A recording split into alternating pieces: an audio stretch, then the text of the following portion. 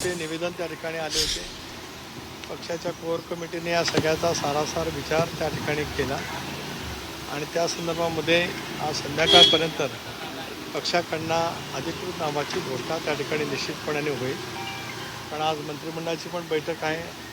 मला स्वतःलाही अलिबागला दिशा कमिटीच्या बैठकीला जाऊन परत मुंबईला त्या ठिकाणी यायचं आहे आणि या संदर्भातला पक्षाचा जो निर्णय आहे त्याची अधिकृत घोषणा संध्याकाळी निश्चितपणाने त्या ठिकाणी होईल। उद्या अर्ज राष्ट्रवादी काँग्रेस पक्षाच्याकडून एक त्या ठिकाणी भरला जाणार आहे। परंतु नाव जवळपास निश्चित झालं आहे का काय राखला जाणार आहे? काय पॅरामीटर्स आम्ही संबंध विचार करत असताना प्रादेशिक समतोलाचा विचार केला, इतरही जी काही समीकरणं असतात त्याचा विचार केला, पक्षाच्या संघटनेमध्ये काम अशा पद्धतीने होऊ शकतं या संदर्भामध्ये सुद्धा विचार त्या ठिकाणी केला आणि या सगळ्याचा सारासार विचार करत पक्ष मजबूतीच्या दृष्टिकोनातून आम्ही या संदर्भातला निर्णय संध्याकाळपर्यंत घोषित करू। परंतु सर खूप चढाओढ पक्षामध्ये पाहायला मिळते। मी मगाशी सांगितलं की जवळपास 70-75 प्रमुख सहकाऱ्यांचं ज्यांचं पक्षासाठी योगदान आहे, दादांनी एनडीएमध्ये सहभागी होण्याचा निर्णय घेतल्याच्या नंतरचं योगदान मोठ्या प्रमाणावरती आहे।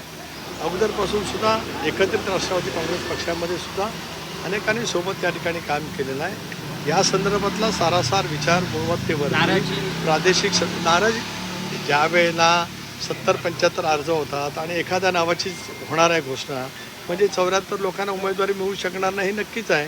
त्यामुळे हे सगळीकडेच आहे, ते काय एका राष्ट्रवादी काँग्रेस पक्षाकडे आहे अशातला काय भाग नाही। ते वेगवेगळ्या राजकीय पक्षामध्ये ज्यावेळेला इच्छुकांची संख्या वाढत राहते त्यावेळेला स्वाभाविकपणाने एकच जागा आमच्या वाट्याला येणार आहे आमच्या संख्याबळानुसार। आज आमचं संख्याबळ 39 आहे।